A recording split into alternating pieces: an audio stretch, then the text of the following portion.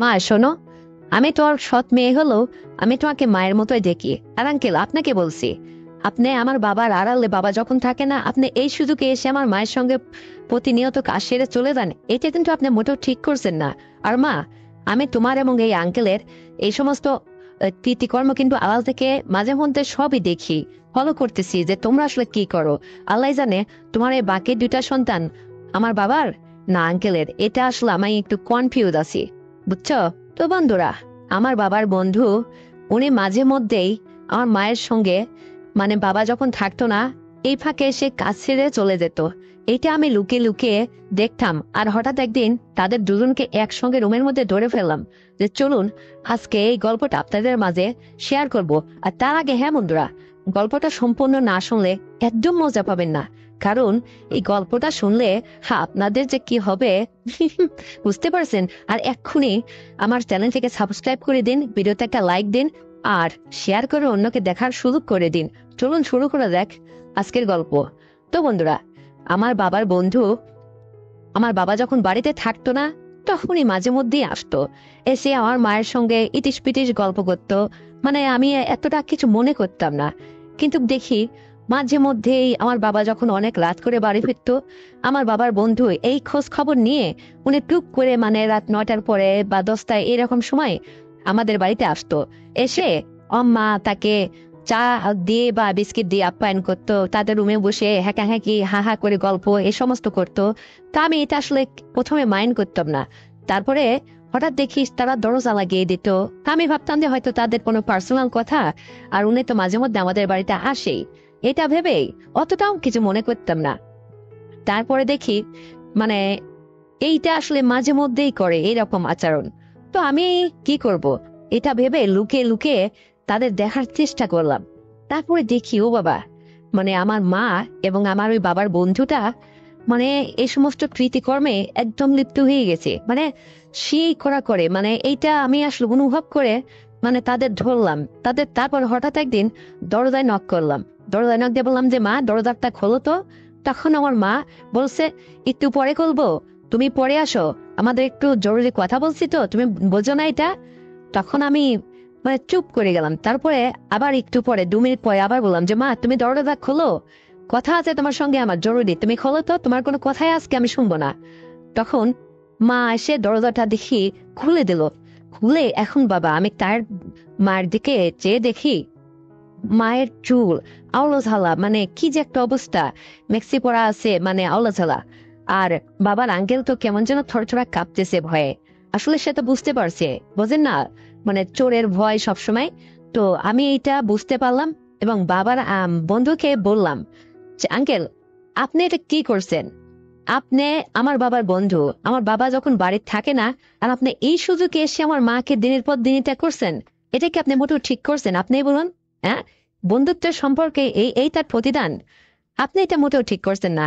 আর মা, তোমাকে বলছি, আমি তোমার সৎ মেয়ে হলো তো মেয়ে, তোমাকে কখনো আমি সৎ মা ভাবিনি, আপন মাই ভাবি। আর তোমার মধ্যে যে এরকম নোংরামে, তা তো আর আমি কখনোই ভাবিনি। সিসি মা, এটা তুমি মোটেও ঠিক করছো না। আমার বাবার সঙ্গে তুমি এটা প্রতারণা করছো দিনের পর দিন। আল্লাহ জানে বাকি এই যে পরে যে দুইটা সন্তান হয়েছে তোমার, এটা তোমার না আমার এই আঙ্কেলের, এটা আসলে আমি একটু কনফিউজ আসি। তখন আমার মা বলে, চুপ, একটা কথা বলবা না, তুমি বেশি পেকে গেছো না, তোমার বাবাকে এসব কিছু বলো না। আর শোনো, তুমি যদি তোমার বাবাকে এই সমস্ত কিছু বলে দাও, তাহলে কিন্তু তোমারও অবস্থা খারাপ আছে, বুঝতে পারছো? এই বলে মা আমাকে মানে হুমকি দেয়, শাসিয়ে নিল। তারপরে সে আমার ওই বাবার ওই বন্ধুটা আমাকে বলে যে শোনো, আমি তোমাকে একটা কথা বলি, তুমি যা আজকে দেখছো তা দেখছো, কখনো যদি মুখ দিয়ে এই ধরনের কথা আর কোনোদিন কারোর সামনে বের করছো, তাহলে কিন্তু তোমার অবস্থা ভালো থাকবে না, বুঝতে পারছো? তখন আমার মধ্যে একটু ভয় কাজ করতে লাগলো। হাজার হলো তো আমার আপন মা না, আমার সৎ মা, মানে আমার উপরে কোনো একটা কিছু অত্যাচার বা কোনো কিছু জুলুম এই সমস্ত কিছু করতে পারে, এই ভেবে আমি একটু ভয় পেয়ে গেলাম। তারপরে মা আমাকে এক যায় দুই যায়, মানে অনেক টাকা দেয় হাতে, বলে যে নাও তোমার আঙ্কেল দিয়ে গেছে। হঠাৎ খাবার টাবার নিয়ে আসলে, সে নিয়ে আসলে আমাকে দেয় এনে, এই খাবার তোমার জন্য নিয়ে আসছে, তুমি নাও, তুমি এই টাকা দিয়ে মার্কেট করবা, বা নানান রকম লোভ দেখায়। তারপরে আমাকে আমার মা পটাচ্ছে, মানে বলে যে দেখো, তোমার এই বাবার বন্ধুটা অনেক ভালো, অনেক টাকার মালিক, আরে তোমার বাবা তো ফকিন্নি, তার ঘরে যে আমি এসে কি জ্বালায় পড়ছি। এখন সন্তানাদি হয়ে গেছে তাই তোমার বাবাকে ছেড়ে কোথাও যেতে পারে না, কিন্তু তোমার এই বাবার বন্ধুটা অনেক ভালো, অনেক টাকার মালিক। এখন আমার তো বয়স হয়ে গেছে, তুমি যদি চাও তাহলে তুমি আমার মেয়েই তো, সৎ মেয়ে হলো তুমি, আমি তো তোমার ক্ষতি করতে পারি না। তোমার এই বাবার বন্ধুর সঙ্গে মানে একটা সময় দাও, একটা দিন, তাহলে দেখবে তোমাকে সে অনেক কিছু দেবে, বুঝতে পারছো? মানে নানান কথা। তারপরে এরকম মানে একবার দুবার 10 বার যখন অফার করে, আমি তো আসলে এতটাও না। তো আমি হঠাৎ একদিন এই কথা আসলে রাজি হয়ে গেলাম, যাচ্ছে ঠিক আছে দেখি তো উনি কি করে। তারপরে হঠাৎ বাবা বাড়িতে নাই, তো উনি চলে আসছে, মামার বাবার ওই বন্ধুটা চলে আসছে, এসে আমাকে বলতেছে যে কেমন আছো, তাই আমি বললাম হ্যাঁ ভালো আছি। আমাকে বলে যে তোমার মা কি তোমাকে কিছু বলছে? আমি বললাম যে হ্যাঁ, মা তো বলছে, কিন্তু আসলে এইটা কেমন দেখায় না। তা বলে যে না কোনো সমস্যা নেই, তোমার লাগবে কি, তোমার যখন যা কিছু লাগবে সব আমি খরচ বেয়ার করব, শুধু তুমি আমাকে একটু সময় দাও, যেটা আসলে আমি তোমার মায়ের সঙ্গে দিনের পর দিন করে আসছি, তুমি এখানে কোনো আপত্তি করো না। তখন আমি বললাম যে এটা আসলে মা হয়ে আমাকে আপনার হাতে তুলে দিচ্ছে, এটা কি ঠিক করছে উনি? তা বললো যে আরে না, এটা কোনো বিষয় না, তুমি আসো তো। তারপরে আমার হাত ধরে ওই রুমে টেনে নিয়ে গেল, নিয়ে মা বাইরে থেকে দরজা লাগিয়ে দিয়ে বলছে তোরা সাবধানে থাক, আমি বাইরটা দেখছি, কেউ আসবে না। তারপরে উনি আমাকে যাই হোক মানে উত্তম মাধ্যম ভালোই দিল, ভালোই করলো। তো উনি আসলে এটা অভ্যস্ত তো, আর আমার প্রথম দিন একটু কষ্টই হলো, তারপরও খুব মজা পাইলাম, ভালো লাগলো আর কি। কিন্তু যাওয়ার বেলায় দেখি আমাকে 10,000 টাকা হাতের মধ্যে দিয়ে বলে যে আজকে তোমাকে সামথিং দিলাম, ভবিষ্যতে তোমাকে আরো আরো বেশি দিব, বুঝছো? তুমি শুধু আমার কথায় রাজি থাকো, আর আজকে যেটা করলে এইটা মানে মাঝে মধ্যে আমি তোমাকে করব, আর আজকের পর থেকে তোমার মায়ের সঙ্গে আর আমি কখনোই এটা করব না, তুমি শুধু আমার সঙ্গে এটা করবে। আর শোনো, তোমার বাবা যখন বাড়িতে থাকবে না আমাকে একটা ফোন দিও, বুঝতে পারছো? আরে তোমার বাবা তো তোমাদের সংসারটা চলে আমার টাকায়, তার আমি বন্ধু, সে যখনই অভাবে পড়ে আর সংসার ম্যানেজ করতে পারে না, আমাকে ফোন করলে আমি তাকে অগন্তি টাকা দিই। আর এই টাকা খেয়ে খেয়ে তোমরা এতবার হয়েছো, আর এখন যদি আমার কথা তোমরা না শোনো, আমি তোমার বাবার থেকে বৈমুখ হয়ে যাব, তাকে কোনো সাহায্য করবো না, দেখি তোমাদের দিনপথ কেমন চলে। তখন আমি আবার একটু ভেবে ভেবে মানে একটু বুঝলাম যে আসলে তো আমার বাবা তো এত বড় একটা সংসার পরিচালনা করে, ভালো মন্দ খুব ভালোই খায়, ভালোই চলে, তাহলে সে তার ইনকাম সোর্স তো তেমন নাই, সে তো দিন মজুরি খেটে খাওয়া মানুষ, তাহলে চলে কি করে? তাহলে এই কথা, বাবার বন্ধুই তাহলে বাবাকে চালায়। তো এই ভেবে আমিও রাজি হয়ে গেলাম, আমিও দেখতে শুনতে কম ছিলাম না, মানে তাজা মোটা হুস্টু পুষ্টু, খুব সিয়ারা বানছিলাম আর কি, নিজের প্রশংসা নিজেই করছি বন্ধুরা। তা উনিও খুব মায়েরছে আমাকে ইয়ে করে, মানে মানে ওনার ভালো লাগেছে, এই জন্য বলছে কি যে আজকের পর থেকে তোমার মা আমার জীবন থেকে ডিলেট হয়ে গেল, তুমি কন্টিনিউ আমার সঙ্গে এটা করবা। আর এটাতে যে এত স্বাদ এটা তো আগে কখনো বুঝিনি, কারণ তুমি এত ভালো। তো উনি খুব মানে আর কি ওনার মুখে রহস্য লেগে গেল, তারপর থেকে উনি যখনই মাঝে মধ্যে আসতো, রাত্রে আসলেও ওই উনি আমাকে নিয়ে এভাবে ইয়ে করতো।